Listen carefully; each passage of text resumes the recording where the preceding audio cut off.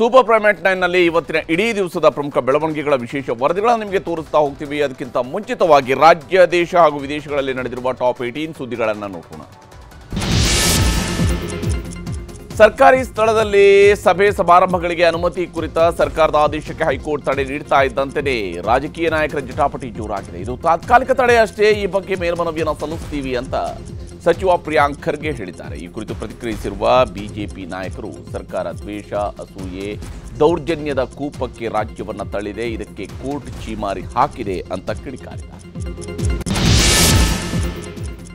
ಬೆಂಗಳೂರಿನಲ್ಲಿ ಟನಲ್ ರಸ್ತೆ ವಿಚಾರಕ್ಕೆ ಸಂಘರ್ಷ ಜೋರಾಗಿದೆ. ನಿನ್ನೆ ಡಿಸಿಎಂ ಡಿಕೆ ಶಿವಕುಮಾರ್ ಭೇಟಿಯಾಗಿದ್ದ ಸಂಸದ ತೇಜಸ್ವಿ ಸೂರ್ಯ ಇಂದು ಸುದ್ದಿಗೋಷ್ಠಿ ನಡೆಸಿ ಕಿಡಿಕಾರಿದ್ರು. ಸರ್ಕಾರ ಹಠದಿಂದ ಟನಲ್ ರೋಡ್ ಮಾಡಲು ಹೊರಟಿದೆ ಅಂತ ಹೇಳಿದರು. ತೇಜಸ್ವಿ ಮಾತಿಗೆ ಬಿಜೆಪಿ ಇತರೆ ನಾಯಕರು ಕೂಡ ಧ್ವನಿಗೂಡಿಸಿದ್ದಾರೆ. ಬಿಜೆಪಿಗರ ಮಾತುಗಳಿಗೆ ತಿರುಗೇಟು ಕೊಟ್ಟಿರುವಂತಹ ಡಿಸಿಎಂ ಡಿಕೆ ಶಿವಕುಮಾರ್ ಅವರಿಗೆ ಬೆಂಗಳೂರಿನ ಅಭಿವೃದ್ಧಿ ಬೇಕಿಲ್ಲ, ನಮ್ಮ ಕೆಲಸ ನಾವು ಮಾಡ್ತೇವೆ ಅಂತ ಹೇಳಿದ್ದಾರೆ. ತಮ್ಮ ವಿರುದ್ಧ ಭ್ರಷ್ಟಾಚಾರದ ಆರೋಪ ಮಾಡಿದ್ದ ಸಂಸದ ವಿಶ್ವೇಶ್ವರ ಹೆಗಡೆ ಕಾಗೇರಿಗೆ ಸ್ಪೀಕರ್ ಯುಟಿ ಖಾದರ್ ತಿರುಗೇಟು ಕೊಟ್ಟಿದ್ದಾರೆ. ಮಂಗಳೂರಿನಲ್ಲಿ ಮಾತನಾಡಿದವರು, ಯಾರಿಗಾದರೂ ಸಂಶಯ ಇದ್ರೆ ಬರಹದ ರೂಪದಲ್ಲಿ ಕೊಡಬೇಕು, ಅದಕ್ಕೆ ಸಕಾರಾತ್ಮಕವಾದಂಥ ಉತ್ತರ ದೊರೆಯುತ್ತೆ, ಎಲ್ಲೆಲ್ಲೋ ಕುಳಿತು ಮಾತಾಡೋರಿಗೆ ಉತ್ತರ ಕೊಡೋದಕ್ಕೆ ಆಗೋದಿಲ್ಲ ಅಂತ ಹೇಳಿದರು. ಒಳ ಮೀಸಲಾತಿ ಕುರಿತಂತೆ ಹೊಸ ಕಾನೂನು ಜಾರಿಗೆ ರಾಜ್ಯ ಸರ್ಕಾರ ಮುಂದಾಗಿದೆ. ಸಿಎಂ ನೇತೃತ್ವದಲ್ಲಿ ನಡೆದ ಸಭೆಯಲ್ಲಿ ಈ ಬಗ್ಗೆ ನಿರ್ಣಯ ಕೈಗೊಳ್ಳಲಾಗಿದೆ. ಹೀಗಾಗಿ ನಾಳಿನ ಸಚಿವ ಸಂಪುಟ ಸಭೆಯಲ್ಲಿ ಕರಡು ಮಂಡನೆಯಾಗಲಿದೆ. ಇನ್ನು ಈ ಮಧ್ಯೆ ಅಕ್ಟೋಬರ್ 31ರಂದು ಅಲೆಮಾರಿ ಸಮುದಾಯದ ನಾಯಕರ ಸಭೆ ಕರೆಯಲಾಗಿದ್ದು, ಅವರ ಬೇಡಿಕೆಗಳ ಕುರಿತು ಚರ್ಚೆ ನಡೆಯಲಿದೆ. ಗೂಗಲ್ ಕಂಪನಿ ಆಂಧ್ರ ಪಾಲಾಗಿದ್ದರ ಹಿಂದೆ ರಾಜಕೀಯ ನಡೆದಿದೆ ಅಂತ ಕೈಗಾರಿಕಾ ಸಚಿವ ಎಂಬಿ ಪಾಟೀಲ್ ಆರೋಪಿಸಿದ್ದಾರೆ. ಮೈಸೂರಿನಲ್ಲಿ ಮಾತನಾಡಿದ ಅವರು, ಗೂಗಲ್ ಹೋಗಿದ್ದು ರಾಜಕೀಯದ ಕಾರಣದಿಂದಾಗಿ, ಚಂದ್ರಬಾಬು ನಾಯ್ಡು ಅವರಿಂದಾಗಿ ಕೇಂದ್ರ ಸರ್ಕಾರ ನಡೀತಾ ಇದೆ, ಹೀಗಾಗಿ ರಾಜ್ಯಕ್ಕೆ ಅನ್ಯಾಯ ಆಗ್ತಾ ಇದೆ. ಅದನ್ನು ಬಿಟ್ಟು ಬೇರೆ ಯಾವ ಕಂಪನಿಯೂ ಕೂಡ ರಾಜ್ಯ ಬಿಟ್ಟು ಆಂಧ್ರಕ್ಕೆ ಹೋಗಿಲ್ಲ ಅಂತ ಸಮರ್ಥಿಸಿಕೊಂಡರು. ವಿಜಯಪುರ ಹಾಗೂ ಬಾಗಲಕೋಟೆ ಜಿಲ್ಲೆಗೆ ನಿರ್ಬಂಧ ಪ್ರಶ್ನಿಸಿ ಕನ್ನೇರಿ ಮಠದ ಅದೃಶ್ಯ ಕಾಡಸಿದ್ದೇಶ್ವರ ಶ್ರೀ ಸಲ್ಲಿಸಿದ್ದ ಮೇಲ್ಮನವಿಯನ್ನ ಸುಪ್ರೀಂ ಕೋರ್ಟ್ ವಜಾಗೊಳಿಸಿದೆ. ಅರ್ಜಿ ವಿಚಾರಣೆ ನಡೆಸಿದ ನ್ಯಾಯಪೀಠ ಜಿಲ್ಲಾಧಿಕಾರಿಗಳ ಆದೇಶ ಕಾನೂನು ಬಾಹಿರವಾಗಿಲ್ಲ ಎಂದು ಅಭಿಪ್ರಾಯಪಟ್ಟಿದೆ. ಸಿಎಂ ಹಾಗೂ ಕೆಲ ಲಿಂಗಾಯತ ಶ್ರೀಗಳ ಕುರಿತು ಆಕ್ಷೇಪಾರ್ಹ ಹೇಳಿಕೆ ನೀಡಿದ್ದಕ್ಕೆ ಕನ್ನೇರಿ ಶ್ರೀಗೆ ನಿರ್ಬಂಧ ವಿಧಿಸಲಾಗಿದೆ.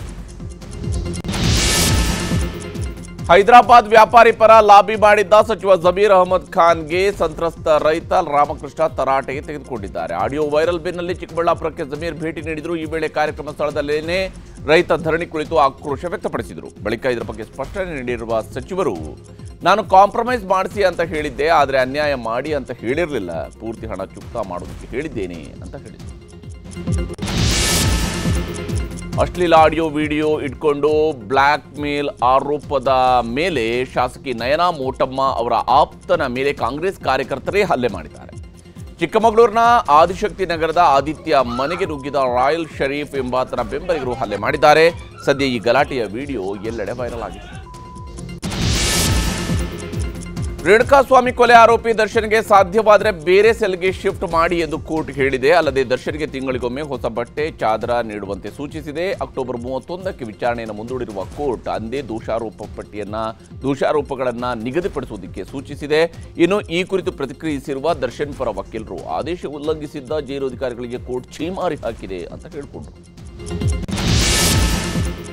ಬೈಕ್ ಬುಕ್ ಮಾಡಿದ್ದ ಯುವತಿಗೆ ಬೈಕ್ ಟ್ಯಾಕ್ಸಿ ಚಾಲಕ ಅತ್ಯಾಚಾರ ಎಸಗಿರುವ ಘಟನೆ ಚೆನ್ನೈನಲ್ಲಿ ನಡೆದಿದೆ. ರಾತ್ರಿ ತನ್ನ ಸ್ನೇಹಿತರ ಭೇಟಿಗೆಂದು ಯುವತಿ ಬೈಕ್ ಟ್ಯಾಕ್ಸಿಯನ್ನು ಬುಕ್ ಮಾಡಿದ್ದಾಳೆ. ಈ ವೇಳೆ ಬುಕ್ ಮಾಡಿದ್ದ ಸ್ಥಳಕ್ಕೆ ಕರೆದೊಯ್ಯದೆ ಅರಣ್ಯ ಪ್ರದೇಶಕ್ಕೆ ಕರೆದೊಯ್ದು ಅತ್ಯಾಚಾರ ಎಸಗಿದ್ದಾನೆ. ನಂತರ ಆಕೆಯ ಮನೆ ಬಳಿಯಲ್ಲಿ ಬಿಟ್ಟು ಪರಾರಿಯಾಗಿದ್ದಾನೆ. ಈ ಸಂಬಂಧ ಶಿವಕುಮಾರ್ ಎಂಬಾತನನ್ನು ಪೊಲೀಸರು ಬಂಧಿಸಿದ್ದಾರೆ. ಛತ್ತೀಸ್ಗಢದಲ್ಲಿ ನಕ್ಸಲರ ಶರಣಾಗತಿ ಪರ್ವ ಮುಂದುವರೆದಿದೆ. ಬಿಜಾಪುರ ಜಿಲ್ಲೆಯಲ್ಲಿ ಇಂದು ಒಂದೇ ದಿನ 51 ಮಾವೋವಾದಿಗಳು ಶರಣಾಗಿದ್ದಾರೆ. ಇದರಲ್ಲಿ 9 ಮಹಿಳೆಯರು ಮತ್ತು 42 ಪುರುಷರು ಸೇರಿದ್ದಾರೆ. ಈ ಪೈಕಿ 20 ನಕ್ಸಲರ ತಲೆಗಳ ಮೇಲೆ 66 ಲಕ್ಷ ರೂಪಾಯಿಗಳ ಬಹುಮಾನವನ್ನು ಘೋಷಿಸಲಾಗಿತ್ತು. ರಾಷ್ಟ್ರಪತಿ ದ್ರೌಪದಿ ಮುರ್ಮು ರಫೇಲ್ ಯುದ್ಧ ವಿಮಾನದಲ್ಲಿ ಹಾರಾಟ ನಡೆಸಿದ್ದಾರೆ. ಹರಿಯಾಣದ ಅಂಬಾಲಾ ವಾಯುನೆಲೆಯಲ್ಲಿ ಆಪರೇಷನ್ ಸಿಂಧೂರ್ನಲ್ಲಿ ಭಾಗಿಯಾಗಿದ್ದ ವಿಮಾನದಲ್ಲಿ 30 ನಿಮಿಷಗಳ ಕಾಲ ಹಾರಾಟ ನಡೆಸಿದರು. ಇದೇ ವೇಳೆ ಆಪರೇಷನ್ ಸಿಂಧೂರ್ ವೇಳೆ ನಾವು ಸೆರೆ ಹಿಡಿದಿದ್ದೀವಿ ಅಂತ ಪಾಕಿಸ್ತಾನ ಹೇಳಿಕೊಂಡಿದ್ದ ಕ್ಯಾಪ್ಟನ್ ಶಿವಾನಿ ಸಿಂಗ್ ಜೊತೆಗೆ ನಿಂತು ಕ್ಯಾಮೆರಾಗೆ ಪೋಸ್ ಕೊಟ್ಟರು. ಪ್ರಧಾನಿ ನರೇಂದ್ರ ಮೋದಿ ಅವರ ಬಗ್ಗೆ ಅಮೆರಿಕ ಅಧ್ಯಕ್ಷ ಟ್ರಂಪ್ ಮತ್ತೊಮ್ಮೆ ಮಾತನಾಡಿದ್ದಾರೆ. ದಕ್ಷಿಣ ಕೊರಿಯಾದಲ್ಲಿ ನಡೆಯುತ್ತಿರುವ ಏಷ್ಯಾ ಪೆಸಿಫಿಕ್ ಆರ್ಥಿಕ ಸಹಕಾರ ಸಭೆಗೂ ಮುಂಚಿತವಾಗಿ ಮಾತನಾಡಿರುವ ಅವರು, ಮೋದಿ ಕಾಣಲು ಸುಂದರವಾಗಿದ್ದಾರೆ, ಕಿಲ್ಲರ್ ವ್ಯಕ್ತಿ, ಅವರ ನಿರ್ಧಾರಗಳಲ್ಲಿ ಕಠಿಣತೆ ಇದೆ, ದೀರ್ಘಕಾಲದಿಂದ ನೆನೆಗುದಿಗೆ ಬಿದ್ದಿರುವ ವ್ಯಾಪಾರ ಒಪ್ಪಂದಕ್ಕೆ ಸಹಿ ಹಾಕಲಿದ್ದೇವೆ ಅಂತ ಹೇಳಿದರು. ಅಲ್ಲದೆ ಭಾರತ ಪಾಕ್ ಯುದ್ಧ ನಿಲ್ಲಿಸಿದ್ದು ನಾನೇ ಅಂತ ಮತ್ತೊಮ್ಮೆ ಹೇಳಿಕೊಂಡಿದ್ದಾರೆ. ಇಸ್ತಾಂಬುಲ್ನಲ್ಲಿ ನಡೆದ ಶಾಂತಿ ಮಾತುಕತೆ ಮುರಿದು ಬಿದ್ದ ಬೆನ್ನಲ್ಲೇ ಪಾಕಿಸ್ತಾನ ಮತ್ತು ಅಫ್ಘಾನಿಸ್ತಾನದ ಮಧ್ಯೆ ಸಂಘರ್ಷ ಭುಗಿಲೆದ್ದಿದೆ. ಖೈಬರ್ ಪಖ್ತೂನ್ಖ್ವಾದ ಪ್ರದೇಶದಲ್ಲಿ ಪಾಕ್ ಸೇನೆಯನ್ನು ಗುರಿಯಾಗಿಸಿ ತೆಹರಿಕ್ ಎ ತಾಲಿಬಾನ್ ಭೀಕರ ದಾಳಿಯನ್ನು ನಡೆಸಿದೆ. ದಾಳಿಯಲ್ಲಿ ಪಾಕಿಸ್ತಾನಿ ಸೇನಾ ಕ್ಯಾಪ್ಟನ್ ಸೇರಿದಂತೆ 7 ಸೈನಿಕರು ಸಾವಿಗೀಡಾಗಿದ್ದಾರೆ. ಹಿಮಪಾತದಲ್ಲಿ ಸಿಲುಕಿದವರ ರಕ್ಷಣೆಗೆ ತೆರಳಿದ್ದ ಹೆಲಿಕಾಪ್ಟರ್ ಪತನವಾಗಿದೆ. ನೇಪಾಳದ ಮೌಂಟ್ ಎವರೆಸ್ಟ್ ಬಳಿಯ ಲೋಬುಚೆಯಲ್ಲಿ ಹಿಮಪಾತದಿಂದಾಗಿ ಹಲವರು ಸಿಲುಕಿದ್ರು. ಈ ವೇಳೆ ರಕ್ಷಣೆಗೆ ತೆರಳಿದ್ದ ಹೆಲಿಕಾಪ್ಟರ್ ಹಿಮದಲ್ಲಿ ಹೂತು ಹೋಗಿದೆ. ಈ ಭಾಗದಲ್ಲಿ 2,000ಕ್ಕೂ ಹೆಚ್ಚು ಚಾರಣಿಕರು ಸಿಲುಕಿಕೊಂಡಿದ್ದಾರೆ. ಹಮಾಸ್ ಮತ್ತು ಇಸ್ರೇಲ್ ನಡುವಿನ ಕದನ ವಿರಾಮ ಮುರಿದು ಬಿದ್ದಿದೆ. ಇಸ್ರೇಲ್ ಪ್ರಧಾನಿ ನೆತನ್ಯಾಹು ಆದೇಶದ ಬೆನ್ನಲ್ಲೇ ಗಾಜಾ ಮೇಲೆ ಇಸ್ರೇಲ್ ಪಡೆಗಳು ಭೀಕರ ದಾಳಿ ನಡೆಸಿವೆ. ಗಾಜಾ ಪಟ್ಟಣದಲ್ಲಿ ವಾಯುದಾಳಿ ಆಗಿದ್ದು 104 ಮಂದಿ ಪ್ಯಾಲೆಸ್ಟೀನಿಯನ್ನರನ್ನು ಕೊಲ್ಲಲಾಗಿದೆ ಮತ್ತು ಹಲವರು ಗಾಯಗೊಂಡಿದ್ದಾರೆ. ಶಬ್ದಕ್ಕಿಂತಲೂ ವೇಗವಾಗಿ ಸಂಚರಿಸುವ ಸೂಪರ್ಸಾನಿಕ್ ವಿಮಾನದ ಪ್ರಯೋಗವನ್ನು ನಾಸಾ ಯಶಸ್ವಿಗೊಳಿಸಿದೆ. ZX-59 ಹೆಸರಿನ ಈ ವಿಮಾನ ಮೊದಲ ಹಾರಾಟವನ್ನು ಯಶಸ್ವಿಗೊಳಿಸಿ ಅದನ್ನು ಪೂರ್ಣಗೊಳಿಸಿದೆ. ಸೂಜಿ ಮುಗಿದ ವಿಮಾನವು ಅಮೆರಿಕ ವಾಯುಪಡೆಯಲ್ಲಿ ಹೊಸ ಮನ್ವಂತರವನ್ನು ಸೃಷ್ಟಿಸುವುದಕ್ಕೆ ಸಜ್ಜಾಗಿದೆ. ಭಾರತ ಮತ್ತು ಆಸ್ಟ್ರೇಲಿಯಾ ನಡುವಿನ 5 ಪಂದ್ಯಗಳ T20 ಸರಣಿಯ ಮೊದಲ ಪಂದ್ಯ ಮಳೆಯಿಂದಾಗಿ ರದ್ದಾಗಿದೆ. ಕ್ಯಾನ್ಬೆರಾದ ಮನುಕಾ ಓವಲ್ನಲ್ಲಿ ಟಾಸ್ ಗೆದ್ದ ಆಸ್ಟ್ರೇಲಿಯಾ ಫೀಲ್ಡಿಂಗ್ ಆಯ್ಕೆ ಮಾಡಿಕೊಂಡಿತ್ತು. ಮಳೆಯಿಂದಾಗಿ ಪಂದ್ಯಕ್ಕೆ 2 ಬಾರಿ ಅಡ್ಡಿಯಾಯಿತು. ನಿರಂತರ ಮಳೆಯಿಂದಾಗಿ ಪಂದ್ಯವನ್ನು ಡ್ರಾ ಅಂತ ಘೋಷಿಸಲಾಯಿತು. ಈಗ ಸುದ್ದಿಗಳನ್ನು ವಿವರವಾಗಿ ನೋಡ್ತಾ ಹೋಗೋಣ. ಕಾಂಗ್ರೆಸ್ನಲ್ಲಿ ನವೆಂಬರ್ ಕ್ರಾಂತಿಯ ಕಿಚ್ಚು ಧಗಧಗಿಸೋದಕ್ಕೆ ಶುರುವಾಗಿದೆ. ಸಿದ್ದರಾಮಯ್ಯನವರು ಕುರ್ಚಿಯನ್ನು ಬಿಡ್ತಾರಾ, DK ಶಿವಕುಮಾರ್ ಅವರು ಕುರ್ಚಿಯಲ್ಲಿ ಹತ್ತಿ ಕೂತ್ಕೊಳ್ತಾರಾ? ಇದೆಲ್ಲವೂ ಕೂಡ ಬಹಳ ಕುತೂಹಲಕಾರಿಯಾಗಿರ್ತಕ್ಕಂತಹ ಪ್ರಶ್ನೆಗಳು. ಈ ವಿಚಾರದಲ್ಲಿ ಪರ ವಿರೋಧ ಚರ್ಚೆ, ಬ್ಯಾಟಿಂಗು ಇವೆಲ್ಲವೂ ಕೂಡ ಭಾಳ ಜೋರಾಗಿಯೇ ಸಾಗ್ತಾ ಇದೆ. ಈ ಮಧ್ಯೆ CM ಸಿದ್ದರಾಮಯ್ಯನವರ ಪರವಾಗಿ ಅಹಿಂದ ಅಸ್ತ್ರ ಪ್ರಯೋಗಿಸೋದಕ್ಕೆ ಶುರುವಾಗಿದೆ. ಅಹಿಂದ ವರ್ಗಗಳ ಒಕ್ಕೂಟದ ರಾಹುಲ್ ಗಾಂಧಿ ಅವರಿಗೂ ಕೂಡ ಅವರು ಪತ್ರ ಬರೆದಿದ್ದಾರೆ. ಕಾಂಗ್ರೆಸ್ ಪಾಳ್ಯದ ಚಟುವಟಿಕೆಗೆ ವಿಪಕ್ಷಗಳಿಗೆ ದೊಡ್ಡ ಆಹಾರವಾಗಿ ಸಿಕ್ಕಿದೆ. ಹಾಗಾದರೆ ಇವತ್ತು ರಾಜ್ಯ ರಾಜಕೀಯದಲ್ಲಿ ಏನೆಲ್ಲ ನಡೀತಿದೆ ಅನ್ನೋದನ್ನು ನಿಮಗೆ ತೋರಿಸ್ತೀನಿ.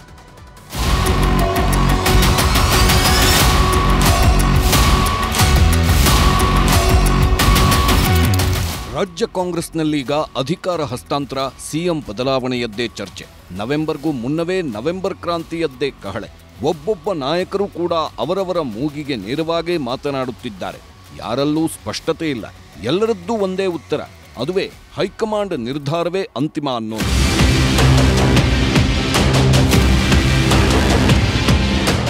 ನ್ಯೂಸ್ 18 ಕನ್ನಡದ ರೈಸಿಂಗ್ ಕರ್ನಾಟಕ ಕಾರ್ಯಕ್ರಮದಲ್ಲಿ ಸಿಎಂ ಮಾಡಿದ ಆ ಮಾತುಗಳೇ ಇದೀಗ ಎಲ್ಲದಕ್ಕೂ ಮೂಲ, ಎಲ್ಲದಕ್ಕೂ ಅಸ್ತ್ರವಾಗಿದೆ. ಜನ ಆಶೀರ್ವಾದ ಮಾಡಿದ್ದಾರೆ 5 ವರ್ಷ ಇರಿ ಅಂತ. ನಮ್ಮ ದೃಷ್ಟಿನಲ್ಲಿ ನಾವು ಆಯ್ಕೆ ಮಾಡಿರೋದು ಸಿದ್ದರಾಮಯ್ಯನವ್ರನ್ನ, ನೀವು 5 ವರ್ಷ ಮುಖ್ಯಮಂತ್ರಿಗಳಾಗಿರಿಯಪ್ಪ ಅಂತ. ಸಿಎಂ ಹೇಳಿದ ಮೇಲೆ ಇನ್ನೇನಿದೆ, ಅವ್ರು ಹೆಂಗ್ ಹೇಳ್ತಾರೋ ಹಂಗೆಲ್ಲ ನಾವೆಲ್ಲ ನಡ್ಕೋತೀವಿ. ಎಲ್ಲ ನಮ್ಮ ಸ್ನೇಹಿತರು, ಹಿತೈಷಿಗಳು ಎಲ್ಲರೂ ಕೂಡ 2028 ಚುನಾವಣೆಗೆ ನಿಲ್ಲೇಬೇಕು ಅಂತೇಳಿ ಒತ್ತಾಯ ಮಾಡ್ತಾ ಇದ್ದಾರೆ. ಇನ್ನೂ ಒಂದು ಚುನಾವಣೆ ಅಲ್ಲ, 2 ಚುನಾವಣೆ ನಿಂತ್ಕೊಳ್ಳಿ ಅಂತ ಬಯಸ್ತೀವಿ ನಾವು. ಅದರಲ್ಲೇನು ನೋಡಿ, ಅದು ನಮ್ಮ ಹೈಕಮಾಂಡ್ಗೆ ಬಿಟ್ಟಂತ ವಿಚಾರ. ಅವ್ರು ಅದನ್ನ ತೀರ್ಮಾನ ತಗೊಳ್ತಾರೆ. ಯಾರೇ ಕಾಂಗ್ರೆಸ್ನವರಾದ್ರೂ ಕೂಡ ಹೈಕಮಾಂಡ್ನವ್ರ ತೀರ್ಮಾನ ಅಂತಿಮ. ನನ್ನ ಪೊಲಿಟಿಕಲ್ ಆರೋಗ್ಯನ ಪಬ್ಲಿಕ್ ಅಲ್ಲಿ, ಟಿವಿಲಿ ಮಾತಾಡೋದಲ್ಲ. It is between me, my CM and my party high command. ಅವ್ರ ಹಣೆಲ್ ಬರ್ದಿದ್ರೆ ಎಲ್ಲ ಬದಲಾಗುತ್ತೆ, ಇಲ್ಲ ಅಂತ ಅಂದ್ರೆ ಇಲ್ಲ. ಅದು ನನ್ನ ಆಸೆ ಇದೆ ಅಂತ ಹೇಳಿದ್ದೀನಿ. ಪೂರ್ಣಾವಧಿ ಸಿಎಂ 2028ರ ಸ್ಪರ್ಧೆ, ನಾಯಕತ್ವದ ಬಗ್ಗೆ ಮಾತನಾಡುತ್ತಲೇ ಸಿದ್ದರಾಮಯ್ಯ ಮಾತಿನ ಸುತ್ತಲೂ ಸುತ್ತುತ್ತಿದೆ ರಾಜ್ಯ ರಾಜಕೀಯ. ಬದಲಾವಣೆ ಮಾತುಗಳ ಬೆನ್ನಲ್ಲೇ ಇದೀಗ ಅಹಿಂದ ನಾಯಕರು ಸಿಎಂ ಸಿದ್ದರಾಮಯ್ಯನವರ ಪರ ಬ್ಯಾಟಿಂಗ್ ಮಾಡುತ್ತಿದ್ದಾರೆ. ತವರು ಮೈಸೂರಿನಿಂದಲೇ ಅಹಿಂದ ಒಕ್ಕೂಟದಿಂದ ಸಿದ್ದರಾಮಯ್ಯ ಪರ ಪತ್ರ ಚಳುವಳಿ ಶುರುವಾಗಿದೆ. ರಾಹುಲ್ ಗಾಂಧಿ ಅವರಿಗೆ ಕರ್ನಾಟಕ ರಾಜ್ಯ ಹಿಂದುಳಿದ ವರ್ಗಗಳ ಜಾಗೃತ ವೇದಿಕೆ ಪತ್ರ ಬರೆದಿದೆ. ನಾಡು ಕಂಡಂತಹ ಅಪ್ರತಿಮ ನಾಯಕ, ಶೋಷಿತ ಸಮುದಾಯಗಳ ಗಟ್ಟಿ ಧ್ವನಿ, ಅಹಿಂದ ಸಮುದಾಯಗಳ ಅಸ್ಮಿತೆ ಸಿದ್ದರಾಮಯ್ಯ ನಾಯಕತ್ವದಲ್ಲಿ 2023ರ ವಿಧಾನಸಭಾ ಚುನಾವಣೆಯಲ್ಲಿ ಕಾಂಗ್ರೆಸ್ ಪಕ್ಷ 135 ಗೆಲುವು ಕಂಡಿದೆ. ಕರ್ನಾಟಕ ರಾಜ್ಯದಲ್ಲಿ ಮತ್ತೆ ಕಾಂಗ್ರೆಸ್ ಪಕ್ಷದ ಸರ್ಕಾರ ಅಸ್ತಿತ್ವಕ್ಕೆ ಬರಲು ಕಾರಣವಾಯಿತು. ಸಿದ್ದರಾಮಯ್ಯ ನೇತೃತ್ವದಲ್ಲಿ ಸರ್ಕಾರ ನಡೆಯುತ್ತಿದ್ದು ನಾಯಕತ್ವ ಬದಲಿಸಬಾರದು. ಅನೇಕ ನಾಯಕರು ನೀಡುತ್ತಿರುವ ಬದಲಾವಣೆ ಹೇಳಿಕೆಗಳಿಗೆ ತೆರೆ ಎಳೆಯಬೇಕು. ಹಾಗಾಗಿ ಸಿದ್ದರಾಮಯ್ಯ 5 ವರ್ಷ ಸಿಎಂ ಅಂತ ಘೋಷಣೆ ಮಾಡಿ. ಸಿಎಂ ಸಿದ್ದರಾಮಯ್ಯ ಜೊತೆಗೆ ಅಹಿಂದ ಸಮುದಾಯವಿದೆ. 2018ರಲ್ಲಿ ಸಿದ್ದರಾಮಯ್ಯ ಬಲದಿಂದಲೇ ಅಧಿಕಾರಕ್ಕೆ ಬಂದಿರೋದು. ಮುಂದೆ 2028ರಲ್ಲೂ ಅಧಿಕಾರಕ್ಕೆ ಬರಲು ಸಿದ್ದರಾಮಯ್ಯ ಬಲ ಬೇಕಾಗಿದೆ. ಸಮಾಜದ ಅಹಿಂದ, ಶೋಷಿತ ಸಮುದಾಯದ ಬಲ ಸಿದ್ದರಾಮಯ್ಯ ಪರವಿದೆ.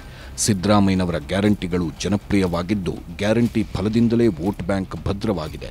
ಸರ್ವರಿಗೂ ಸಮಪಾಲು, ಸರ್ವರಿಗೂ ಸಮಬಾಳು ಸಿದ್ಧಾಂತವುಳ್ಳ ಸಿದ್ದರಾಮಯ್ಯನವರಿಗೆ ಬಹುತೇಕ ಶಾಸಕರ ಬೆಂಬಲವಿದೆ. ಸಿದ್ದರಾಮಯ್ಯನವರನ್ನ ಸಿಎಂ ಹುದ್ದೆಯಿಂದ ಇಳಿಸಿದ್ರೆ ಅಹಿಂದ ಸಮುದಾಯ ಆಕ್ರೋಶಗೊಳ್ಳಲಿದೆ. ಕಾಂಗ್ರೆಸ್ ಪಕ್ಷಕ್ಕೂ ಆಡಳಿತ ವ್ಯವಸ್ಥೆಗೂ ಧಕ್ಕೆಯಾಗುತ್ತೆ. ಹಾಗಾಗಿ ಎಲ್ಲ ಗೊಂದಲಗಳಿಗೆ ತೆರೆ ಎಳೆದು ಸಿಎಂ ಸ್ಥಾನ ಭದ್ರಪಡಿಸಿ. ಮುಖ್ಯಮಂತ್ರಿಯನ್ನ ಬದಲಾವಣೆ ಮಾಡ್ಬಿಡ್ತೀವಿ ಅಂತೇಳಿ ಭಿನ್ನ ಧ್ವನಿಗಳು, ವಿರೋಧ ಪಕ್ಷದವರು ಒಂದ್ ಕಡೆ ಪಿತೂರಿ ಮಾಡ್ತಿದ್ದಾರೆ. ಅದ್ರ ಜೊತೆಗೆ ಕೆಲವರು ಕಾಂಗ್ರೆಸ್ ಪಕ್ಷದ ನಾಯಕರು ಕೂಡ ಧ್ವನಿಗೂಡಿಸ್ತಾ ಇದ್ದಾರೆ. ಇದಾಗಬಾರ್ದು. ಯಾಕೆ ಅಂತಂದ್ರೆ ಯಾರಿಗೆ ಏನಾಗಿದೆ ಅಂತ ಗೊತ್ತಿಲ್ಲ. ಕಾಂಗ್ರೆಸ್ ಹೈಕಮಾಂಡ್ ಕೂಡಲೇ ಮಧ್ಯಪ್ರವೇಶ ಮಾಡಬೇಕು. ಮಧ್ಯಪ್ರವೇಶ ಮಾಡಿ ಮುಖ್ಯಮಂತ್ರಿಗಳಾಗಿ 5 ವರ್ಷಗಳ ಕಾಲ ಸಿದ್ದರಾಮಯ್ಯನವರೇ ಮುಂದುವರಿತಾರೆ ಅಂತ ಹೇಳಿ ಘೋಷಣೆ ಮಾಡಬೇಕು. ನಾವು ರಾಹುಲ್ ಗಾಂಧಿ ಅವರಿಗೆ ಇವತ್ತು ಪತ್ರ ಚಳುವಳಿ ಮೂಲಕ ಮನವಿಯನ್ನು ಮಾಡಿದ್ದೇವೆ. ಮತ್ತು ಡೆಲ್ಲಿಗೆ ಹೋಗಿ ನಿಯೋಗ ಕೂಡ, ನಮ್ಮ ಅಹಿಂದ ಸಮುದಾಯದ ನಿಯೋಗ ಕೂಡ ಮುಂದಿನ ವಾರದಲ್ಲಿ ಅವ್ರನ್ನ ಭೇಟಿ ಮಾಡಲಿಕ್ಕೆ ಸಮಯ ನಿಗದಿಗೆ ಕೇಳಿದ್ದೇವೆ. ಇದರೊಟ್ಟಿಗೆ ಸಿದ್ದರಾಮಯ್ಯ ಪರ ಶಾಸಕ ಸಚಿವರುಗಳ ಬ್ಯಾಟಿಂಗ್ ಮುಂದುವರೆದಿದೆ. ಸಿದ್ದರಾಮಯ್ಯನವರ ರಾಜಕೀಯ ನಿವೃತ್ತಿ ಸದ್ಯಕ್ಕಂತೂ ಇಲ್ಲ, ಅದು ಅಗತ್ಯವೂ ಇಲ್ಲ ಎಂಬ ವಾದ ಕೇಳಿದೆ. ಕಾಂಗ್ರೆಸ್ ವೋಟ್ ಬ್ಯಾಂಕ್ ಸುಭದ್ರಕ್ಕೆ ಸಿದ್ದರಾಮಯ್ಯ ಅನಿವಾರ್ಯ ಎಂಬುದು ಪ್ರಬಲವಾದ. ಅವ್ರ ನಾಯಕತ್ವ ಬೇಕೇ ಬೇಕು, ಇಡೀ ರಾಜ್ಯಕ್ಕೆ ಬೇಕಾಗಿತ್ತು. ಅದ್ರಾಗೇನು ಅನ್ಡಿಸ್ಪ್ಯೂಟೆಡ್ ಸಿದ್ದರಾಮಯ್ಯ ಅವರ ನಾಯಕತ್ವ ಅವ್ರ ರಾಜಕಾರಣದಲ್ಲಿ ಸಕ್ರಿಯವಾಗಿರಬೇಕು. ನನ್ನ ಪ್ರಕಾರ ಈ should not retire from politics. Is leadership is very very very important. ನನ್ನ ಪ್ರಕಾರ ಅವರು ರಾಜಕಾರಣದಿಂದ ಯಾವತ್ತು ಹೊರಗಡೆ ಉಳಿಬಾರ್ದು ಅಂತಕ್ಕಂಥ ನನ್ನ ವಾದ. ಸನ್ಮಾನ್ಯ ಮುಖ್ಯಮಂತ್ರಿಗಳು ಒಳಗೊಂಡಂತೆ ಎಲ್ಲರೂ ನಾವು ಹೈಕಮಾಂಡ್ ನಿರ್ಧಾರಕ್ಕೆ ಬದ್ಧರಾಗಿರ್ತೀವಿ ಅಂತಾನೆ ಚೀಫ್ ಮಿನಿಸ್ಟರ್ ಹೇಳಿರೋದು. ಯಾವತ್ತು ಹೈಕಮಾಂಡ್ ಏನ್ ಹೇಳ್ತಾರೋ ಅದನ್ನೇ ನಾವು ಮಾಡೋದು. ರಿಷಫಲ್ ಆಗ್ಲಿ, ಈ ರಾಜ್ಯದ ನಾಯಕತ್ವ ಆಗ್ಲಿ ತೀರ್ಮಾನ ಆಗುವಂತದ್ದು ಹೈಕಮಾಂಡ್. ಮಾನ್ಯ ಮುಖ್ಯಮಂತ್ರಿಗಳಿಗೆ, ಉಪಮುಖ್ಯಮಂತ್ರಿಗಳಿಗೆ ಹೈಕಮಾಂಡ್ ಗೊತ್ತು ಏನ್ ತೀರ್ಮಾನ ಮಾಡ್ಬೇಕು ಅಂತ, ಏನ್ ಮಾತುಕತೆ ಆಗಿದೆ ಅಂತ ಅವ್ರನ್ನೇ ಕೇಳ್ಬೇಕು. ನಮ್ಗೆ ಬಹುಶಃ ನವೆಂಬರ್ ಕ್ರಾಂತಿನೋ ಭ್ರಾಂತಿನೋ ನನಗೆ ಗೊತ್ತಿಲ್ಲ. ಅದು ಏನೇ ತೀರ್ಮಾನ ಕಾಂಗ್ರೆಸ್ ಪಕ್ಷದ ಹೈಕಮಾಂಡ್ ತಗೊಂಡ್ರೆ ನಾವೆಲ್ಲ ಅದಕ್ಕೆ ಬದ್ಧವಾಗಿರ್ತೀವಿ. ಪಕ್ಷದ ತೀರ್ಮಾನಕ್ಕೆ ನಾವೆಲ್ಲ ಕಟ್ಪಾಡಾಗಿ ನಾವು ಅವರ ಆದೇಶಗಳಿಗೆ ಅನುಗುಣವಾಗಿ ನಾವು ನಡ್ಕೊಳ್ತೇವೆ. ಇವತ್ತು ಹೈಕಮಾಂಡ್ ನನಗೆ ಸೂಚನೆ ಕೊಟ್ಟರು, ನಾನು ರಾಜೀನಾಮೆ ಕೊಡಕ್ಕೆ ರೆಡಿ ಇದೆ. ಪಕ್ಷದ ತೀರ್ಮಾನದ ವಿರುದ್ಧವಾಗಿ ನಾವು ಯಾರು ನಡ್ಕೊಳ್ತಕ್ಕಂಥದ್ದಲ್ಲ. ಚದುರಂಗದಾಟದ ಹೊಸ ಚೆಕ್ಮೇಟ್. ಡಿಕೆ ಬ್ರದರ್ಸ್ ಹಣೆಬರಹದ ಆಟ. ಸಿದ್ದರಾಮಯ್ಯನವರ ಪರ ಬ್ಯಾಟಿಂಗ್ ನಡೆಯುತ್ತಿರುವಾಗಲೇ ಸಿಎಂ ಕುರ್ಚಿಗಾಗಿ ಡಿಕೆಶಿ ಮಾಸ್ಟರ್ ಪ್ಲಾನ್ ಮಾಡುತ್ತಿದ್ದಾರೆ. ನವೆಂಬರ್ 20ಕ್ಕೆ ರಾಜ್ಯಕ್ಕೆ ರಾಹುಲ್ ಗಾಂಧಿ ಬರುವ ಸಾಧ್ಯತೆಗಳಿದ್ದು, ಅದಕ್ಕೂ ಮುನ್ನವೇ ಅಂದ್ರೆ ನವೆಂಬರ್ 11ಕ್ಕೆ ಡಿಕೆಶಿ, ನವೆಂಬರ್ 14ಕ್ಕೆ ಸಿದ್ದರಾಮಯ್ಯ ದೆಹಲಿಗೆ ಹೋಗ್ತಿದ್ದಾರೆ. ಇದೀಗ ಪಕ್ಷದ ಕಚೇರಿಗಳ ನಿರ್ಮಾಣದ ಕಡೆ ಡಿಕೆ ಶಿವಕುಮಾರ್ ಗಮನ ಹರಿಸಿದ್ದಾರೆ. ಜಿಲ್ಲಾ, ಬ್ಲಾಕ್ ಮಟ್ಟದಲ್ಲೂ ಕಚೇರಿಗಳ ಶಂಕುಸ್ಥಾಪನೆಗೆ ನವೆಂಬರ್ 20ರೊಳಗೆ ಪ್ಲಾನ್ ಮಾಡಿಕೊಳ್ಳಲು ಸೂಚಿಸಿದ್ದಾರೆ. ಹೀಗೆ ಪಕ್ಷದ ಚಟುವಟಿಕೆಯಲ್ಲಿರುವ ಡಿಕೆಶಿ ಅಧಿಕಾರ ಹಂಚಿಕೆ, ಪುನರಚನೆ ಬಗ್ಗೆ ಚರ್ಚೆಗಳ ಬಗ್ಗೆ ಮಾತನಾಡಿ ದಣಿವು ಮಾಡಿಕೊಳ್ಳುವುದು ಬೇಡ ಎಂಬ ಸಲಹೆ ನೀಡಿದ್ದಾರೆ. ಮತ್ತೊಂದೆಡೆ ಅಣ್ಣನ ಹಣೆಯಲ್ಲಿ ಬರೆದಿದ್ರೆ ಮುಖ್ಯಮಂತ್ರಿ ಆಗ್ತಾರೆ ಎಂದು ತಮ್ಮ ಹೇಳಿದ್ದಾರೆ. ತಮ್ಮ ಪಕ್ಷದಲ್ಲಿ ಸಾಕಷ್ಟು ಸಚಿವರುಗಳು ನವೆಂಬರ್ ಕ್ರಾಂತಿ, ಸಿಎಂ ಬದಲಾವಣೆ, ದಲಿತ ಸಿಎಂ ವಿಚಾರ ಎಲ್ಲವನ್ನೂ ಒಬ್ಬೊಬ್ಬರು ಮಾತಾಡ್ತಾ ಇದ್ದಾರೆ ಸರ್. ಯಾರು ಏನು ಮಾತಾಡಿ ದಣು ತಗೊಳ್ಳೋದು ಬೇಡ ಅಂತ ನಾವು ರಿಕ್ವೆಸ್ಟ್ ಮಾಡ್ತೀವಿ. ಅವ್ರ ಹಣೆಯಲ್ಲಿ ಬರ್ದಿದ್ರೆ ಎಲ್ಲ ಬದಲಾಗುತ್ತೆ, ಇಲ್ಲ ಅಂತ ಅಂದ್ರೆ ಇಲ್ಲ. ಅದಕ್ಕೆ ಯಾಕೆ ತಲೆ ಕೆಡಿಸ್ಕೋಬೇಕು? ಅದು ನನ್ನ ಆಸೆ ಇದೆ ಅಂತ ಹೇಳಿದ್ದೀನಿ. ಅವ್ರ ಹಣೆಯಲ್ಲಿ ಬರ್ದಿದ್ರೆ ಆಗುತ್ತೆ. ಪ್ರಯತ್ನ ಏನಿಲ್ಲ ರೀ, ಪ್ರಯತ್ನ ಏನಿಲ್ಲ. ಪಕ್ಷ ಏನ್ ಹೇಳ್ತದೆ, ಪಕ್ಷದ ಅಧ್ಯಕ್ಷರಾಗಿದ್ದಾರೆ ಶಿವಕುಮಾರ್ ಅವರು, ರಾಜ್ಯದಲ್ಲಿ ಅಧ್ಯಕ್ಷರಾಗಿದ್ದಾರೆ, ಅವರು ಉಪಮುಖ್ಯಮಂತ್ರಿಗಳಾಗಿದ್ದಾರೆ. ಪಕ್ಷಕ್ಕೆ ಚ್ಯುತಿ ಬರದ ರೀತಿ ನಡ್ಕೊಳ್ಬೇಕಾಗಿರ್ತಕ್ಕಂಥದ್ದು ಅವರ ಕರ್ತವ್ಯ. ಆ ಕೆಲಸವನ್ನು ಅವರು ಮಾಡ್ತಾರೆ ಅಂತಕ್ಕಂಥ ಭರವಸೆ ನನಗಿದೆ. ಹೀಗೆ ಪ್ರತಿಪಕ್ಷಗಳಿಗಿಂತಲೂ ಹೆಚ್ಚಾಗಿ ಆಡಳಿತ ಪಕ್ಷದವರೇ ಸಿಎಂ ಬದಲಾವಣೆ ಸೇರಿದಂತೆ ಕಾಂಗ್ರೆಸ್ನಲ್ಲಿ ನಡೆಯುತ್ತಿರುವ ಬೆಳವಣಿಗೆಗಳ ಬಗ್ಗೆ ಬಹಿರಂಗವಾಗಿ ಏನೂ ಹೇಳಲ್ಲ ಅಂತ ಹೇಳುತ್ತಲೇ ಚರ್ಚೆ ಮುಂದುವರೆಸಿದ್ದಾರೆ. ಇದು ಸಹಜವಾಗಿ ಪ್ರತಿಪಕ್ಷಗಳ ಟೀಕೆಗೆ ಆಸ್ಪದ ಮಾಡಿಕೊಟ್ಟಿದೆ. ಕಾಂಗ್ರೆಸ್ನಲ್ಲಿ ಅಧಿಕಾರದ ದಾಹ, ಗುಂಪುಗಾರಿಕೆ ಆಗ್ತಾನೇ ಇದೆ. ಅಧಿಕಾರದ ದಾಹ ಜನರನ್ನ ಇವತ್ತು ಬಲಿಪಶುವಾಗಿ ಮಾಡಿ ಇವರು ತಮ್ಮ ಸ್ವಾರ್ಥಕ್ಕಾಗಿ ರಾಜಕಾರಣವನ್ನು ಮಾಡ್ತಿರುವಂಥದ್ದು ಪದೇ ಪದೇ ನಿಜಕ್ಕೂ ನಾಡಿನ ಜನತೆ ಅಸಹ್ಯ ಪಡೋ ರೀತಿಯಲ್ಲಿ ಕಾಂಗ್ರೆಸ್ ಪಕ್ಷದ ಎಲ್ಲ ನಾಯಕರು ಕಾಂಗ್ರೆಸ್ ಪಕ್ಷ ನಡ್ಕೊಳ್ತಿರೋ. ಮುಖ್ಯಮಂತ್ರಿಗಳ ಹೇಳಿಕೆಯನ್ನ ಆಡಳಿತ ಪಕ್ಷದ ಶಾಸಕರೇ ಒಪ್ಕೊಳ್ತಾ ಇಲ್ಲ, ನಾವ್ಯಾರು ಅದ್ರ ಬಗ್ಗೆ ಮಾತನಾಡೋದಕ್ಕೆ? ಮುಖ್ಯಮಂತ್ರಿಗಳ ಹೇಳಿಕೆ ನೋಡಿ, ಮುಖ್ಯಮಂತ್ರಿಗಳು ಸಿದ್ದರಾಮಯ್ಯವ್ರು ಏನು ಹೇಳ್ತಾ ಇದ್ರು, 5 ವರ್ಷಗಳ ಕಾಲ ನಾನೇ ಮುಖ್ಯಮಂತ್ರಿ ಅಂತ ಹೇಳಿದರು. ನಿನ್ನೆ ದಿನ ಏನು ಹೇಳಿದ್ದಾರೆ, ಹೈಕಮಾಂಡ್ ಆಶೀರ್ವಾದ ಮಾಡಿದ್ರೆ 5 ವರ್ಷ ನಾನು ಕಂಪ್ಲೀಟ್ ಮಾಡ್ತೀನಿ ಅಂತ ಹೇಳ್ತಾ ಇದ್ದಾರೆ. ಮುಖ್ಯಮಂತ್ರಿಗಳಲ್ಲೇ ಇವತ್ತು ವಿಶ್ವಾಸ ಇಲ್ಲ. ಇನ್ನು ಬಿಜೆಪಿ ಉಚ್ಚಾಟಿತ ಶಾಸಕ ಬಸನಗೌಡ ಪಾಟೀಲ್ ಯತ್ನಾಳ್ ಮತ್ತೊಂದು ಹೊಸ ಬಾಂಬ್ ಹಾಕಿದ್ದಾರೆ. ಸಿಎಂ ಕುರ್ಚಿಗೆ ಈಗ ಸ್ಪರ್ಧೆಯಲ್ಲಿರುವ ಯಾವ ನಾಯಕರು ಸಿಎಂ ಆಗಲ್ಲ, ರಾಜ್ಯದ ಸಾರಥ್ಯ ಬ್ಲ್ಯಾಕ್ ಹಾರ್ಸ್ ಕೈಗೆ ಸಿಗಲಿದೆ ಎಂದು ಭವಿಷ್ಯ ನುಡಿದಿದ್ದಾರೆ. ಕಾಂಪಿಟೇಷನ್ ನಡೀದೆಯಲ್ಲ, ನಾವೇ ನೋಡ್ರಿ, ಸತೀಶ್ ಜಾರಕಿಹೊಳಿ ಆದರೂ ವಿರೋಧಿಲ್ಲ, MP ಪಾಲ್ಡ್ರ ಆದರೂ ವಿರೋಧಿಲ್ಲ, ಯಾರು ಆಗಲ್ಲಕ್ಕ ಅವ್ರ ಪಾರ್ಟಿಯಾಗ. ಹೆಂಗಾದ್ರೂ 2028 ಅದು ಮಣ್ಣಾಗ ಹೋಗೋದದ, ಕೊನೆಗೆ ಯಾರ್ಯಾರು ಆಗೋದ್ರೆ ಆಗ್ರಿ, ಇವ್ರು ಯಾರೂ ಆಗೋದಿಲ್ಲ. ನೀವು ನೋಡ್ತೀರಿ, ನೀವು ನೋಡ್ರಿ, ನವೆಂಬರ್ ಕ್ರಾಂತಿಯಲ್ಲಿ ಬ್ಲ್ಯಾಕ್ ಹಾರ್ಸ್ ಬರ್ತದೆ, ಅದು ಹೆಸರು ಹೇಳ್ತೀನಿ, ಅದು ಮಲ್ಲಿಕಾರ್ಜುನ್ ಖರ್ಗೆ ಅವರೇ ಮುಖ್ಯಮಂತ್ರಿ ಆಗ್ತಾರೆ. ಇವ್ರು ಯಾವೂ ಆಗೋದು. ನಾ ಹೇಳದಲ್ರಿ, ಮಲ್ಲಿಕಾರ್ಜುನ್ ಖರ್ಗೆ ಅವ್ರ ಪಾಪ ನನ್ನ ಜೀವನದಾಗ 1 ದಿವಸ ಮುಖ್ಯಮಂತ್ರಿ ಆಗ್ಬೇಕಂತ ಕೂತ್ಬಿಟ್ಟಾರ, ಅವರೇ ಆಗ್ತಾರೆ. ನೀವು ನೋಡ್ತೀರಿ, DK ಶಿವಕುಮಾರ್ ಬೇಡ, ಸತೀಶ್ ಜಾರಕಿಹೊಳಿ ಬೇಡ, ಖರ್ಗೆ ಅವ್ರು ಮಾಡೋದು ಲೆಕ್ಕಕ್ಕೆ ಬರ್ತದೆ, ಖರ್ಗೆ ಅವ್ರು ಆಗ್ತಾರೆ. ಈ ಎಲ್ಲ ಬೆಳವಣಿಗೆಗಳ ಮಧ್ಯೆಯೇ ವಿಧಾನಸೌಧದಲ್ಲಿ ಒಳ ಮೀಸಲಾತಿ ಬಗ್ಗೆ ಸಿಎಂ ಸಿದ್ದರಾಮಯ್ಯ ಸಭೆ ಮಾಡಿದ್ರು. ಆ ಸಭೆಗೂ ಮುನ್ನ ದಲಿತ ಸಚಿವರಿಬ್ಬರ ಚರ್ಚೆ ಭಾರೀ ಕುತೂಹಲ ಮೂಡಿಸಿದೆ. ಸಚಿವ ಮಹದೇವಪ್ಪ ಮತ್ತು ಪರಮೇಶ್ವರ್ ಸುಮಾರು 1.5 ಗಂಟೆ ಚರ್ಚೆ ಮಾಡಿದ್ರು. ಇವರ ಮೀಟಿಂಗ್ ಅಜೆಂಡಾ ಏನಿತ್ತು ಎಂಬ ಬಗ್ಗೆ ಯಾವುದೇ ಸ್ಪಷ್ಟತೆ ಸಚಿವರಿಂದ ಸಿಕ್ಕಿಲ್ಲ. ಆದರೆ ರಾಜ್ಯದಲ್ಲಿ ನಾಯಕತ್ವ ಬದಲಾವಣೆಯ ಚರ್ಚೆಯ ಹಿನ್ನೆಲೆಯಲ್ಲಿ ಕಾಂಗ್ರೆಸ್ನಲ್ಲಿ ನಡೆಯುವ ಪ್ರತಿಯೊಂದು ಗೌಪ್ಯ ಸಭೆಯೂ ಕುತೂಹಲ ಹೆಚ್ಚಿಸುತ್ತಲೇ ಸಾಗಿವೆ. Bureau report, news 18. ಮೋಂತಾ ಚಂಡಮಾರುತ ಅರ್ಧ ಆಂಧ್ರ ಪ್ರದೇಶವನ್ನೇ ಮುಳುಗಿಸಿ ಹೋಗಿದೆ. ಸೈಕ್ಲೋನ್ ಎಬ್ಬಿಸಿರುವಂತಹ ಸುನಾಮಿಗೆ 2 ಸಾವಾಗಿದ್ದು 18 ಜನ ಆಸ್ಪತ್ರೆ ಸೇರಿದ್ದಾರೆ. ತೆಲಂಗಾಣದಲ್ಲೂ ಕೂಡ ನೆರೆ ನರಕವನ್ನು ಸೃಷ್ಟಿಸಿದೆ. ಒಡಿಶಾದಲ್ಲಿ ಆತಂಕ ಹೆಚ್ಚಿಸಿದೆ. ಮೋಂತಾ ಸೈಕ್ಲೋನ್ನಿಂದ ಉತ್ತರ ಕರ್ನಾಟಕದಲ್ಲೂ ಕೂಡ ಮಳೆ ಜೋರಾಗಿ ಸುರಿತಾ ಇದ್ದು ದೊಡ್ಡ ಮಟ್ಟದಲ್ಲಿ ಸಮಸ್ಯೆಯನ್ನು ಸೃಷ್ಟಿಸಿದೆ.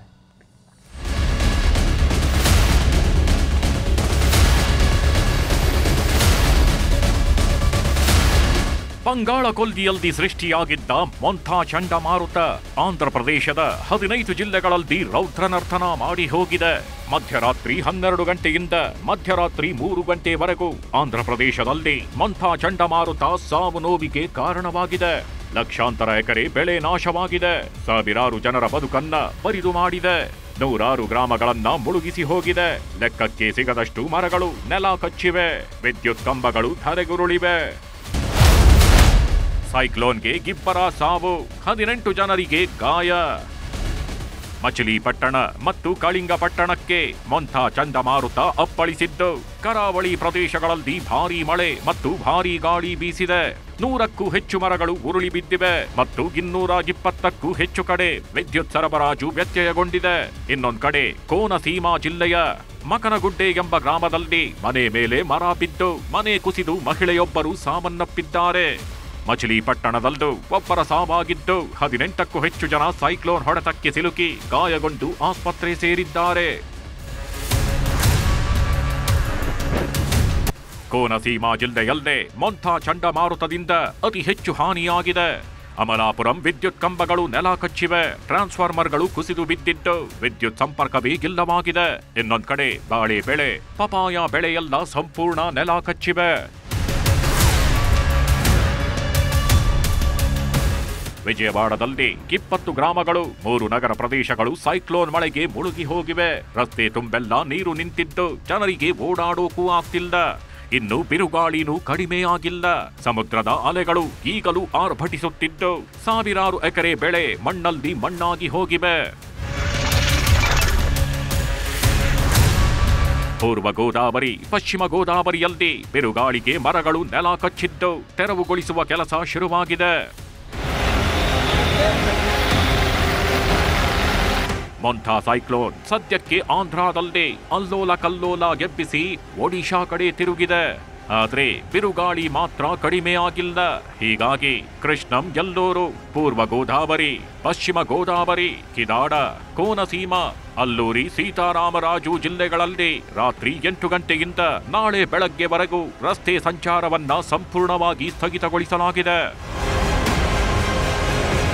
ಮೊಂಥ ಎಬ್ಬಿಸಿರುವ ಅವಾಂತರ ಎಷ್ಟು ಅನ್ನೋದನ್ನ ಈ ದೃಶ್ಯಗಳೇ ಹೇಳ್ತಿವೆ. ಆಂಧ್ರ ಪ್ರದೇಶದ ಸಿಎಂ ಚಂದ್ರಬಾಬು ನಾಯ್ಡು ಚಂಡಮಾರುತದಿಂದ ಹಾನಿಗೊಳಗಾದ ಪ್ರದೇಶಗಳ ವೈಮಾನಿಕ ಸಮೀಕ್ಷೆ ನಡೆಸಿದ್ರು. ಸರಿಸುಮಾರು 3 ಗಂಟೆಗಳ ಕಾಲ 7 ಜಿಲ್ಲೆಗಳಲ್ಲಿ ವೈಮಾನಿಕ ಸಮೀಕ್ಷೆ ನಡೆಸಿ ಅಧಿಕಾರಿಗಳಿಂದ ಮಾಹಿತಿ ಪಡ್ಕೊಂಡ್ರು. ಇದಾದ್ಮೇಲೆ ಬೆಳೆ ಹಾನಿಯಾಗಿರುವ ಪ್ರದೇಶಗಳಿಗೆ ಭೇಟಿ ಕೊಟ್ಟು ರೈತರಿಂದ ಮಾಹಿತಿ ಪಡ್ಕೊಂಡ್ರು.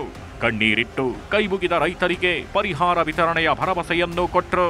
ಇದಾದ ಮೇಲೆ ನೆರೆ ಸಂತ್ರಸ್ತರಿದ್ದ ಶಿಬಿರಗಳಿಗೆ ತೆರಳಿ ಊಟ, ವಸತಿ, ಔಷಧಿ, ಉಪಚಾರಗಳೆಲ್ಲ ಹೇಗಿದೆ ಅಂತ ಮಾಹಿತಿ ಪಡ್ಕೊಂಡು ಧೈರ್ಯ ತುಂಬಿದ್ರು.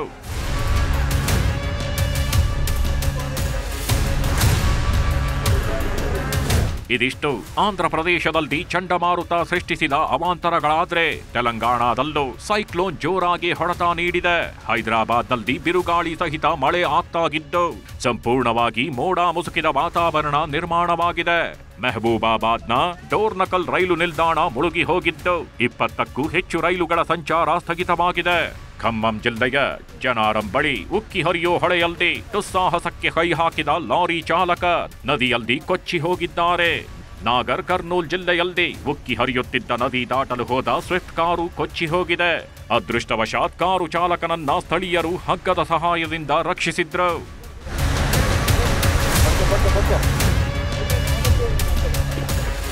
ಆಂಧ್ರ ತೆಲಂಗಾಣದ ಬಳಿಕ ಮೊಂಥ ಚಂಡಮಾರುತ ಒಡಿಶಾಗೆ ಲಗ್ಗೆ ಹಾಕ್ತಿದೆ. ಒಡಿಶಾದ 15 ಜಿಲ್ಲೆಗಳಿಗೆ ಎಚ್ಚರಿಕೆ ನೀಡಲಾಗಿದ್ದು 5 ಜಿಲ್ಲೆಗಳಿಗೆ ರೆಡ್ ಅಲರ್ಟ್, 4 ಜಿಲ್ಲೆಗಳಿಗೆ ಆರೆಂಜ್ ಅಲರ್ಟ್, 6 ಜಿಲ್ಲೆಗಳಿಗೆ ಯೆಲ್ಲೋ ಅಲರ್ಟ್ ನೀಡಲಾಗಿದೆ. ಮೊಂಥ ಚಂಡಮಾರುತದ ಎಫೆಕ್ಟ್ ರಾಜ್ಯಕ್ಕೂ ತಟ್ಟಿದೆ. ರಾಜ್ಯದಲ್ಲೂ ಮೊಂಥ ಸೈಕ್ಲೋನ್ನಿಂದ ಉತ್ತರ ಕರ್ನಾಟಕದಲ್ಲಿ ಜೋರು ಮಳೆಯಾಗ್ತಿದೆ. ಬೀದರ್, ಯಾದಗಿರಿ, ಕಲಬುರಗಿ, ರಾಯಚೂರು, ವಿಜಯಪುರ, ಬಾಗಲಕೋಟೆ, ಬೆಳಗಾವಿ, ಧಾರವಾಡ, ಹಾವೇರಿ, ಕೊಪ್ಪಳ, ಗದಗ ಜಿಲ್ಲೆಗೆ ಯೆಲ್ಲೋ ಅಲರ್ಟ್ ಘೋಷಿಸಲಾಗಿದೆ. ಉಡುಪಿಯ ಕಾಪು ಕಡಲು ತೀರದ ಮಟ್ಟು ಬೀಚ್ನಲ್ಲಿ ರಸ್ತೆವರೆಗೂ ಸಮುದ್ರದ ಅಲೆಗಳು ಮುನ್ನುಗ್ಗುತ್ತಿದೆ. ಯಾರು ಸಮುದ್ರಕ್ಕೆ ಇಳಿಯದಂತೆ ಹವಾಮಾನ ಇಲಾಖೆ ಎಚ್ಚರಿಸಿದೆ. ಒಟ್ಟಾರೆ ಮೊಂಥ ಚಂಡಮಾರುತ ಬಂಗಾಳ ಕೊಲ್ಲಿಯಲ್ಲಿ ಕ್ಷೀಣಿಸ್ತಾಗಿದೆ. ನಾಳೆ ಒಡಿಶಾಗೆ, ನಾಡಿದ್ದು ಪಶ್ಚಿಮ ಬಂಗಾಳ, ಛತ್ತೀಸ್ಗಢದಲ್ಲಿ ಒಂದಷ್ಟು ಅವಾಂತರ ಸೃಷ್ಟಿಸಿ ಆಮೇಲೆ ತಣ್ಣಗಾಗಲಿದೆ ಅಂತ ಹವಾಮಾನ ಇಲಾಖೆ ಎಚ್ಚರಿಕೆ ನೀಡಿದೆ. Bureau report, news 18. ಬಿಹಾರ ವಿಧಾನಸಭೆ ಚುನಾವಣೆಯ ಅಖಾಡದಲ್ಲಿ ಈಗ ಮಾತಿನ ಭರಾಟೆ ಬಹಳ ದೊಡ್ಡ ಮಟ್ಟದಲ್ಲಿ ಸಾಗ್ತಾ ಇದೆ. ಪ್ರಧಾನಮಂತ್ರಿ ನರೇಂದ್ರ ಮೋದಿ ಅವರ ವಿರುದ್ಧ ಇವತ್ತು ರಾಹುಲ್ ಗಾಂಧಿ ತೀವ್ರ ವಾಗ್ದಾಳಿಯನ್ನು ನಡೆಸಿದ್ದಾರೆ. ಜನ ವೋಟ್ ಹಾಕ್ತೀವಿ ಅಂದರೆ ಡ್ಯಾನ್ಸ್ ಬೇಕಿದ್ರೂ ಮಾಡೋದಕ್ಕೂ ರೆಡಿ ಇರ್ತಾರೆ ಪ್ರಧಾನಿ ಅಂತ ರಾಹುಲ್ ಗಾಂಧಿ ವಾಗ್ದಾಳಿ ನಡೆಸಿರುವಂಥದ್ದು ಬಿಜೆಪಿಯ ಕೆಂಗಣ್ಣಿಗೆ ಗುರಿಯಾಗಿದೆ. ರಾಹುಲ್ ಗಾಂಧಿ ಮಾತಿಗೆ ನ್ಯೂಸ್ 18 ಕಾರ್ಯಕ್ರಮದಲ್ಲಿ ಅಮಿತ್ ಶಾ ಅವರು ಕೂಡ ತಿರುಗೇಟು ಕೊಟ್ಟಿದ್ದಾರೆ.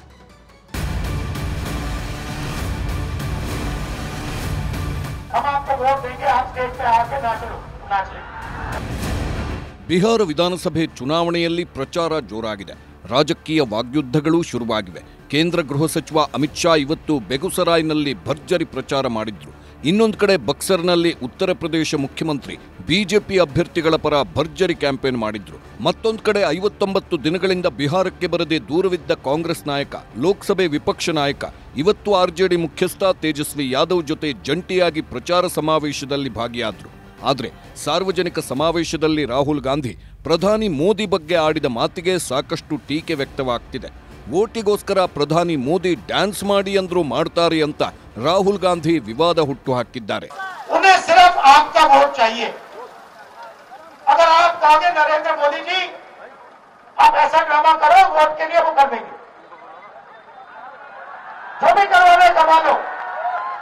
मैं कह रहा हूं आप उनको कहो कि देखो भैया हम आपको वोट देंगे, आप स्टेज पे आके नाच लेंगे,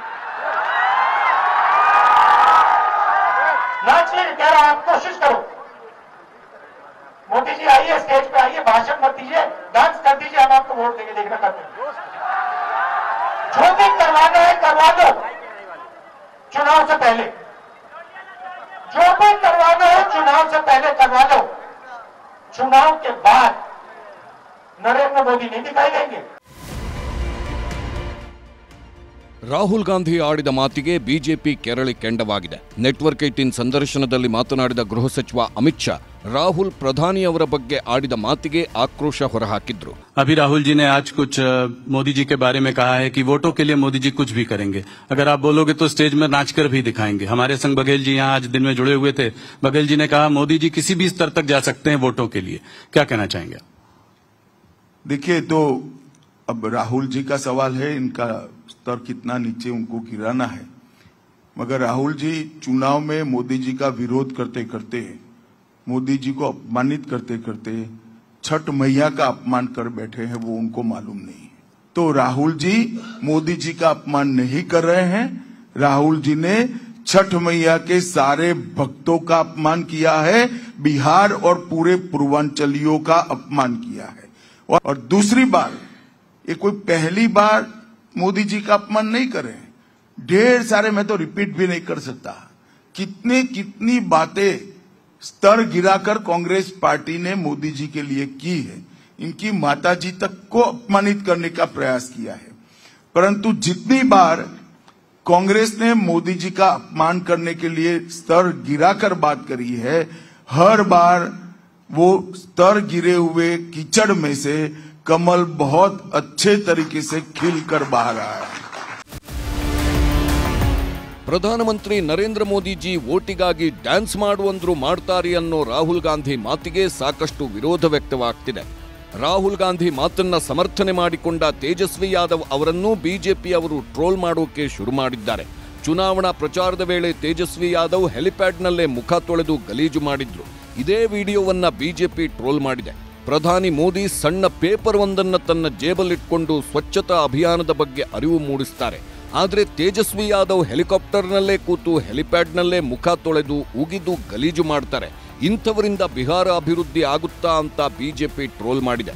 ಏನೇ ಆಗಲಿ, ನವೆಂಬರ್ 6ಕ್ಕೆ ಬಿಹಾರದಲ್ಲಿ ಮೊದಲ ಹಂತದ ಮತದಾನ ನಡೆಯಲಿದ್ದು, ಅಲ್ಲಿವರೆಗೂ ಇನ್ಯಾವ್ಯಾವ ಆರೋಪ ಪ್ರತ್ಯಾರೋಪಗಳು ಹೊರಗೆ ಬರುತ್ತೋ ಏನೋ.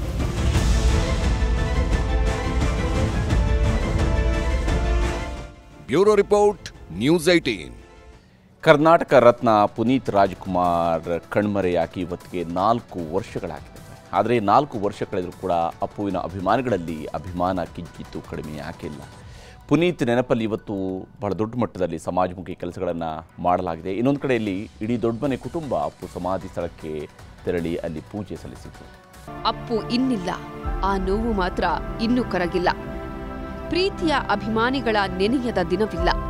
ಸರಳತೆ, ಸಜ್ಜನಿಕೆ, ಬದುಕಿನ ಬಗೆಗಿನ ಪ್ರೀತಿ ಅವರನ್ನ ಎಲ್ಲರೆದೆಯಲ್ಲಿ ರಾರಾಜಿಸುತ್ತಿದೆ ಅನ್ನೋದಕ್ಕೆ ಇವತ್ತು ಅಪ್ಪು ಇಲ್ಲದ 4ನೇ ವರ್ಷದ ಪುಣ್ಯ ಸ್ಮರಣೆಗೆ ಹರಿದು ಬಂದಿದ್ದ ಅಭಿಮಾನಿ ಸಾಗರವೇ ಸಾಕ್ಷಿಯಾಯಿತು. ಪುನೀತ್ ರಾಜ್ಕುಮಾರ್ ಚಿರನಿದ್ರೆ ಮಾಡ್ತಿರೋ ಕಂಠೀರವ ಸ್ಟುಡಿಯೋಗೆ ಅಭಿಮಾನಿ ಸಾಗರವೇ ಹರಿದು ಬಂದಿತ್ತು. ಅಪ್ಪು ಸಮಾಧಿಗೆ ಭೇಟಿ ಕೊಟ್ಟು ನಗುಮೊಗದ ಒಡೆಯನನ್ನ ಅಭಿಮಾನಿಗಳು ಸ್ಮರಿಸಿದ್ರು. ಬಡ ಮಕ್ಕಳಿಗೆ ಉಚಿತವಾಗಿ ನೋಟ್ ಪುಸ್ತಕಗಳನ್ನ ವಿತರಣೆ ಮಾಡಿದ್ರು. ಇನ್ನು ಕಂಠೀರವ ಸ್ಟುಡಿಯೋಗೆ ಪತ್ನಿ ಅಶ್ವಿನಿ ಪುನೀತ್ ರಾಜ್ಕುಮಾರ್ ಬಂದು ಪೂಜೆ ಸಲ್ಲಿಸಿದ್ರು. ಪುನೀತ್ ಹಿರಿಯಣ್ಣ ಶಿವರಾಜ್ ಕುಮಾರ್, ರಾಘವೇಂದ್ರ ರಾಜ್ಕುಮಾರ್ ಕುಟುಂಬ ಸಮೇತ ಬಂದು ಪುನೀತ್ ಪುಣ್ಯ ಸ್ಮರಣೆಯಲ್ಲಿ ಪೂಜೆ ಮಾಡಿದ್ರು. ನಟರಾದ ಯುವರಾಜ್ ಕುಮಾರ್, ವಿನಯ್ ರಾಜ್ಕುಮಾರ್ ಸೇರಿದಂತೆ ಕುಟುಂಬಸ್ಥರು ಅಪ್ಪುಗೆ ಇಷ್ಟದ ತಿಂಡಿ ತಿನಿಸುಗಳನ್ನಿಟ್ಟು ಪೂಜೆ ಮಾಡಿ ಅಗಲಿದ ಚೇತನಕ್ಕೆ ನಮನ ಸಲ್ಲಿಸಿದ್ರು. ಏನ್ ಕಮ್ಮಿ ಆಗುತ್ತೆ, ಅದು 4 ವರ್ಷ ಅಲ್ಲ, ಎಷ್ಟೇ ವರ್ಷಗಳಾದ್ರೂ ಏನಂತೀವಿ, ಒಂದು ವ್ಯಕ್ತಿತ್ವದ ಒಂದು ಇದಿದೆಯಲ್ಲ, ಅದು ಯಾವಾಗಲೂ ಕಮ್ಮಿ ಆಗಲ್ಲ. ಯಾಕಂದ್ರೆ ಆ ಥರ ಒಂದು ಹೆಸರು ಅಲ್ಲ, ಹೆಸರು ಅನ್ನೋದಕ್ಕಿಂತ ಆ ಥರ ಒಂದು ಮನುಷ್ಯ, ಒಂದು ಹ್ಯೂಮನ್ ಹಂಗಾಗಕ್ಕೆ ಒಂದು ಅಪರೂಪ. ಕೆಲವು ವ್ಯಕ್ತಿಗಳಿಗೆ ಹಂಗೆ ಬರೋದು. ಜಿಲ್ಲೆ ಜಿಲ್ಲೆಯಿಂದ ಬಂದ ಅಭಿಮಾನಿಗಳು ಪುಣ್ಯ ಸ್ಮರಣೆಯಲ್ಲಿ ಭಾಗಿಯಾಗಿದ್ರು. ಬೆಂಗಳೂರಷ್ಟೇ ಅಲ್ಲ, ರಾಜ್ಯದ ಎಲ್ಲಾ ಜಿಲ್ಲೆಗಳಲ್ಲೂ ಅಪ್ಪು ನೆನಪಲ್ಲಿ 4ನೇ ವರ್ಷದ ಪುಣ್ಯ ಸ್ಮರಣೆ ಕಾರ್ಯಕ್ರಮಗಳು ನಡೆಯಿತು. ಅನ್ನದಾನ, ರಕ್ತದಾನ ಶಿಬಿರಗಳನ್ನು ಅಭಿಮಾನಿಗಳು ಆಯೋಜಿಸಿ ಧನ್ಯತೆ ಮೆರೆದ್ರು. ಒಟ್ನಲ್ಲಿ ಅಪ್ಪು ಅಮರ, ಅಜರಾಮರ ಅನ್ನೋದನ್ನ ಮತ್ತೆ ಅಭಿಮಾನಿಗಳು ಸಾಬೀತುಪಡಿಸಿದ್ರು. Satish Kanakapura, film bureau, news 18.